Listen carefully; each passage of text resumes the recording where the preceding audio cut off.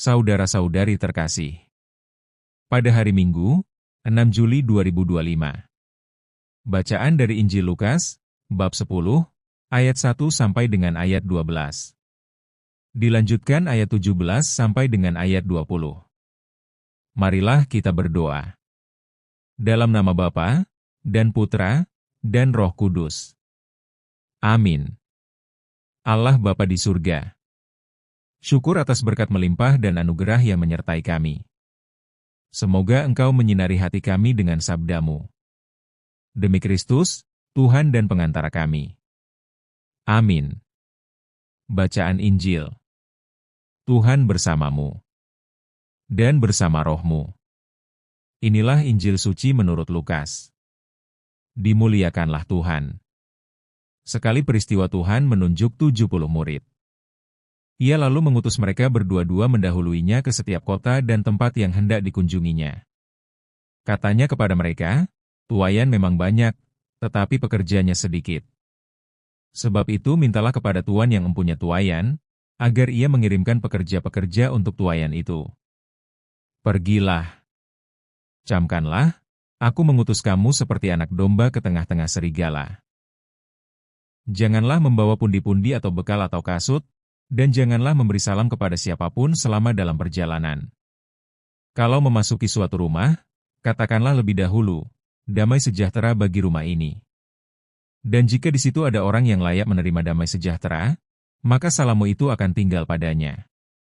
Tetapi jika tidak, salammu akan kembali kepadamu. Tinggallah dalam rumah itu, makan dan minumlah apa yang diberikan orang kepadamu, sebab seorang pekerja patut mendapat upahnya. Janganlah berpindah-pindah rumah. Jika kamu masuk ke dalam sebuah kota dan diterima di situ, makanlah apa yang dihidangkan kepadamu, dan sembuhkanlah orang-orang sakit yang ada di situ. Dan katakanlah kepada mereka, kerajaan Allah sudah dekat padamu. Tetapi jika kamu masuk ke dalam sebuah kota dan kamu tidak diterima di situ, pergilah ke jalan-jalan raya kota itu dan serukanlah, juga debu kotamu yang melekat pada kaki kami kebaskan di depanmu. Tetapi ketahuilah ini, kerajaan Allah sudah dekat. Aku berkata kepadamu, pada hari itu Sodom akan lebih ringan tanggungannya daripada kota itu. Sesudah menyelesaikan perutusannya, ke-70 murid itu kembali dengan gembira, dan berkata, Tuhan, setan-setan pun takluk kepada kami demi nama-Mu. Lalu kata Yesus kepada mereka, Aku melihat iblis jatuh seperti kilat dari langit.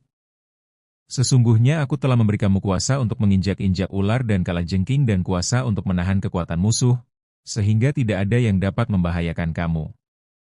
Namun demikian, janganlah bersukacita karena roh-roh itu takluk kepadamu, tetapi bersukacitalah karena namamu terdaftar di surga. Demikianlah sabda Tuhan. Terpujilah Kristus. Renungan. Saudara-saudari yang terkasih dalam Yesus Kristus. Perutusan 70 murid pergi berdua-dua untuk mewartakan kabar baik adalah tugas kita juga. Yesus mengajak bahwa dalam tugas perutusan, tidak perlu khawatir dengan perbekalan atau urusan duniawi, yang terpenting adalah urusan surgawi. Bekal untuk masuk ke dalam surga yaitu tugas pengabdian kita. Semoga Tuhan memberkati.